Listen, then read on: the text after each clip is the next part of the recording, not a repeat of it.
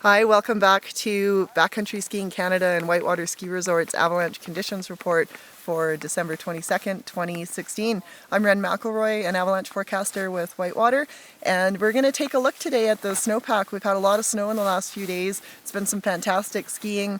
It's really changed our snowpack a lot, and we're going to take a look and see what we've got going on. We're on a northerly aspect here at about 2,000 meters and just doing a quick hasty pit to wrap our heads around what's going on in the snowpack. We're in a real period of change right now. We've had a long period of really good stability and fairly low hazard. And over the last 3 days, we've had 66 centimeters of snowfall, and it's changed things quite a bit. We're not seeing real significant test results, but we're starting to see some scarier things in the snowpack.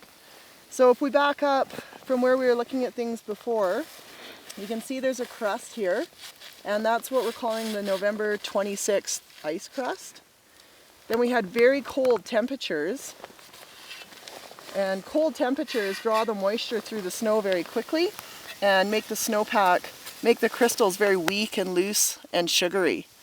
So we've got very weak snow sitting on top of this crust here. Then above here, the snow is actually a little bit denser. Then we got this recent storm snow in here, and it's quite loose. So here you have something denser right here sitting on top of this real loose snow.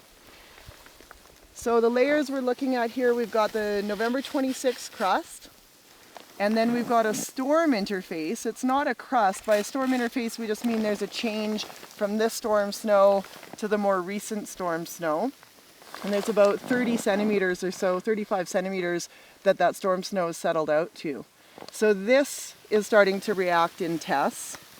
And then 2 days ago on December 20th, we had a freezing rain crust form in here, much to the disappointment of lots of folks. It's starting to break down already, but that is also a weakness now in our snowpack. So in some of our testing this morning, when we isolated the column, we're finding that it was failing in the loose snow right underneath that rain crust.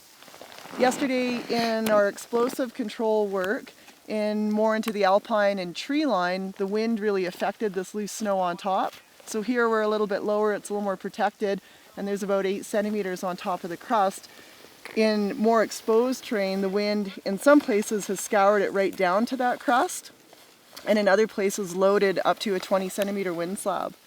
So for our initial concerns that we're seeing, you have this bit of snow, and then that can step down, or if you have a bigger trigger, could fail down here. And then the scarier kind of things that we're looking at is this loose snow here on top of this crust. So if we get enough of a load, or if you got an avalanche that fractured here, it could actually step down and create quite a large destructive.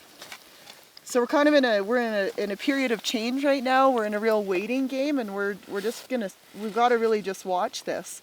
So as you're traveling, the avalanche hazard last week in the Alpine was moderate. Now it's gone to considerable, and it's because there is that potential. We're not in a high avalanche hazard in our region right here at the moment, but this does have the potential. So it's a good time to scale back, recalibrate, reset with your thinking in terms of your terrain choices, and know that as you go higher, the wind will have changed things quite significantly in terms of the loading on top of these crusts.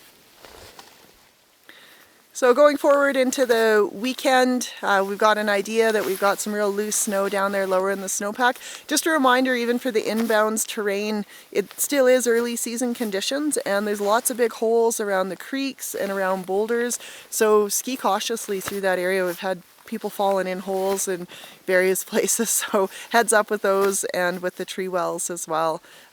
Keep an eye out as you're traveling through the terrain, slowing down, using good decision making.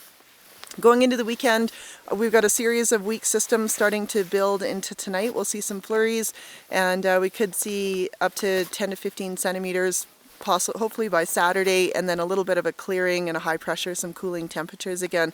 So great skiing conditions. Come on out. We're leading up to Christmas, and our hours are 11 to 3 on Christmas Day for the Summit, the Silver King, and the Hummer Handle Tow. So come on out and get some exercise and fresh air before you go have your big turkey dinner, and we'll see you next week.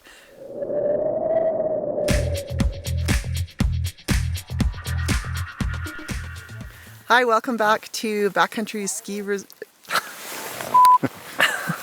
More coffee. Less Baileys. Oh. That's an outtake.